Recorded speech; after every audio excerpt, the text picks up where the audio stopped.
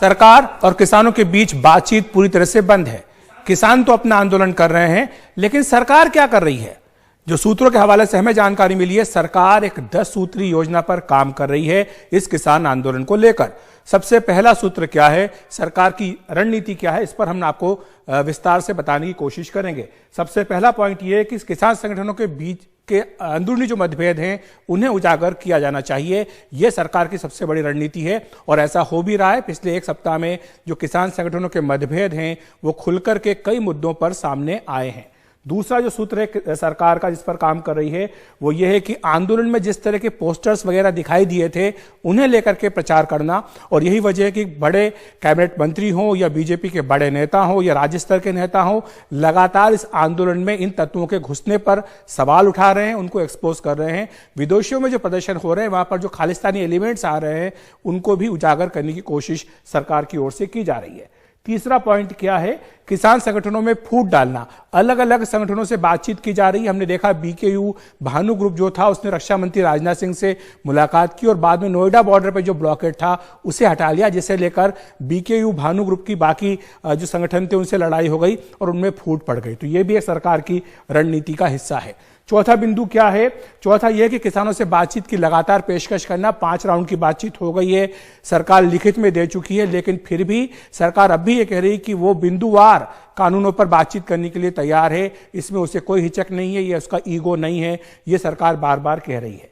5वां पॉइंट क्या है इस योजना का, नए कृषि कानूनों के समर्थन में जनमत तैयार करना, और इसके लिए देश के 700 से भी ज्यादा जिलों में प्रेस कॉन्फ्रेंस, किसान रैलियां, चौपाल का आयोजन किया जा रहा है ताकि जो किसान आंदोलन है वो देश के बाकी हिस्सों में ना फैले और जो बाकी जगह के किसान हैं उनको इसके बारे में बताया जा सके कि वस्तु स्थिति क्या है, किस तरह से किसान कानून उनके फायदे में है।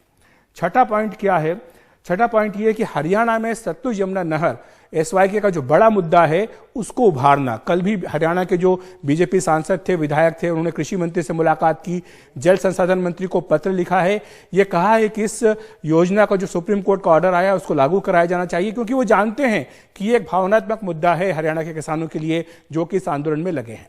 7वां पॉइंट किया, यह भी हरियाणा से ही जुड़ा हुआ है। इसमें यह कि हरियाणा में स्थानीय निकाय के चुनाव जो कि ग्रामीण स्तर पर होने, पंचायत आदि के, उनका जल्द ऐलान करना ताकि जो लोग, किसान नेता, संगठन जो लगा हुआ है इस आंदोलन में, उनका ध्यान भटकाया जा सके, उन्हें इस आंदोलन के बजाय चुनाव की तरफ ले जाया जा सके। ये एक योजना भी इस पर काम चल रहा है। 8वां पॉइंट भी हरियाणा से जुड़ा है क्योंकि हरियाणा के बड़ी संख्या में किसान इस आंदोलन में आए हैं। तो जो युवा किसान आए हैं उनको यह कहना कि देखिए हरियाणा सरकार जल्दी ही जो तृतीय और चतुर्थ श्रेणी की नौकरियां हैं राज्य सरकार की, उनके लिए आवेदन आमंत्रित करेगी। तो इस तरह से उनको नौकरियों के बारे में बात करना यह भी एक सरकार की रणनीति का हिस्सा है। 9वां जो पॉइंट है वो है बीजेपी के जो मुख्यमंत्री हैं देश भर में, उन्हें कहा गया कि आप खुलकर मैदान में उतर जाइए। तो वो लगातार मीडिया के जरिए, प्रेस कॉन्फ्रेंस के जरिए अपनी बात रख रहे हैं, किसानों को अपने अपने राज्यों में आश्वस्त कर रहे हैं कि एमएसपी जारी रहेगी, उसमें किसी भी तरह का कोई समझौता नहीं होगा इन कानूनों के जरिए। ये बात बीजेपी के मुख्यमंत्री बार बार कह रहे हैं।